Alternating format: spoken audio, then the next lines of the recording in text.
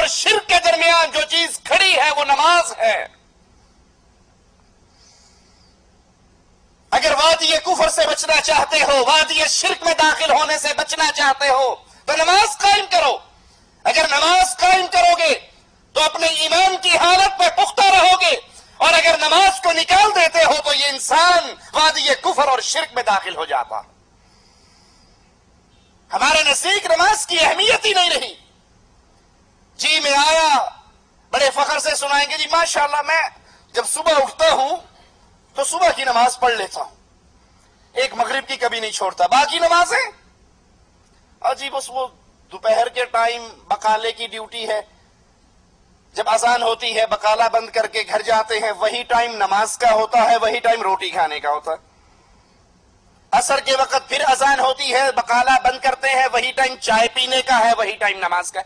یعنی بدنصیبی کا یہ عالم ہے کہ اس پاکیزہ ماحول میں رہتے ہوئے، اس سعودی عرب کی پاک سرزمین پر رہتے ہوئے بھی نماز ان کو نصیب نہیں ہے۔ سعودی عرب کو چھوڑ کر دنیا کے باقی ملکوں میں تو اذان کے وقت بازار ویسے بند نہیں ہوتے، وہاں تو شیاطین انسان کی شکلوں میں اذان کے ساتھ دکاندار کے سامنے کھڑے ہوتے ہیں۔ اب وہ دیکھتا ہے ایک طرف تکبیر ہو رہی ہے، ایک طرف نماز کا وقت ہو رہا ہے، اور ایک طرف اس کے سامنے چند گاہک کھڑے ہیں۔ وہ ان چند پیسوں کو ٹھوکر نہیں مارتا، لیکن اگر انڈیا پاکستان کی کرکٹ ٹیموں کا میچ ہوگا تو گاہکوں سے بھی کہہ دے گا کہ آج فائنل میچ ہے، میچ ختم ہوگا تو پھر آنا۔ اگر کوئی فلم لگی ہے، کوئی ڈرامہ ہے، کوئی الیکشن کے سیٹوں کا اعلان ہو رہا ہے، کون سی پارٹی جیت رہی ہے، میری تنظیم یا کسی اور کی تنظیم، پھر اس کو ہر چیز بھول جائے گی۔ لیکن اگر نماز کا وقت ہے تو اس کے سامنے ہزار بہانے ہوں گے۔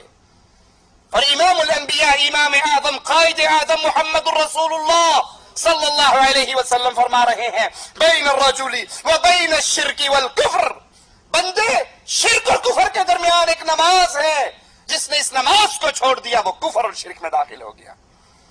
آقا علیہ الصلوۃ والسلام ارشاد فرماتے ہیں ترک الصلاۃ شرک، نماز کا ترک کرنا یہ شرک ہے۔ کیسے نماز کا ترک کرنا شرک کیسے ہے؟ اللہ کا حکم ہے نماز پڑھو، اور انسانی خواہش کیا کہتی ہے؟ نرم گرم بستر ہے۔ یہ غریب لوگ ہیں جو مسجدوں میں جاتے ہیں، یہ فقراء کا ٹولہ ہے جو مسجد، ہم تو مالدار پیسے والے آدمی ہیں، رات کو دکان بڑی لیٹ بند ہوتی ہے، اب صبح کے ٹائم پہ دل نہیں چاہتا کہ اس گرم اور نرم بستر کو چھوڑ کر اللہ کے سامنے، اللہ کی مسجد میں، اللہ کے گھر میں حاضر ہوا جائے۔ نہیں جانتا کہ جس کا کلمہ پڑھا ہے اس نے فرمایا ہے جب انسان اپنے گھر سے مسجد کے لیے نکلتا ہے، آسمان والا اس کے لیے 2 فرشتے بھیج دیتا ہے جو اس کے ساتھ نور کے جھنڈے لے کر اس کے ساتھ قدم سے قدم ملاتے ہوئے جاتے ہیں۔ یہ ایک قدم زمین پہ رکھتا ہے، ایک قدم اٹھاتا ہے، اس کا ایک گناہ معاف ہو جاتا ہے، ایک نیکی لکھ دی جاتی ہے۔ یہ نہیں جانتا، یہ نماز کا ترک کرنے والا نہیں جانتا کہ اس کے رسول علیہ الصلوۃ والسلام نے فرمایا من خرج من بیتہ متطہرا الی المسجد فاجرہ کالحاج المحرم، جو انسان اپنے گھر سے وضو کر کے نماز کے لیے مسجد کی طرف جاتا ہے، اللہ تعالیٰ اس کو اتنا ثواب دیتے ہیں جتنا احرام باندھ کر حج پر جانے والے کو ثواب دیتے ہیں۔ اس کو گرم نرم بستر، اس کو میٹھی نیند، اس کو شیطان کی لوریے اپنے بستر سے اٹھنے نہیں دیتی۔ یہ اپنی خواہش کی بات مان کر نماز کے لیے نہیں جاتا تو یہ اپنے خواہش کو اللہ کی عبادت میں شریک کر رہا ہے۔ اسی لیے شیخ ابن باز رحمت اللہ علیہ، مفتی اعظم سعودی عرب، ان سے جب ایک نوجوان نے سوال کیا کہ میں فجر کی نماز پڑھتا تو ہوں لیکن 8 بجے صبح الارم لگاتا ہوں کیونکہ 8:30 ڈیوٹی پر جانا ہے، 8 بجے اٹھ کر نماز پڑھ کے فجر کی نماز کا الارم ہی نہیں لگاتا، الارم ڈیوٹی ٹائم کا لگتا ہے، اور میں 8 بجے اٹھ کر نماز پڑھتا ہوں پھر اپنی ڈیوٹی پر جاتا ہوں، میرے بارے میں آپ کیا فرماتے ہیں؟ اپنے وقت کے امام शेख इब्न बास रहमतुल्लाह अलैह ने फरमाया तू काफिर है, मुसलमान नहीं है, क्योंकि तूने नमाज के उस वक़्त को बदल डाला जो वक़्त अल्लाह ने मुकर्रर किया था, और तूने वो वक़्त मुकर्रर किया जो तेरी ख्वाहिश ने चाहा। और दलील कुरान हकीम की इस आयत से ली, क्या तुमने ऐसे शख्स को देखा, मन इत्तखज़ इलाहहु हवा, जिसने अपनी ख्वाहिश को अपना रब बना लिया। सोचिए, अल्लाह के लिए सोचिए, ये माजरा छोटा नहीं।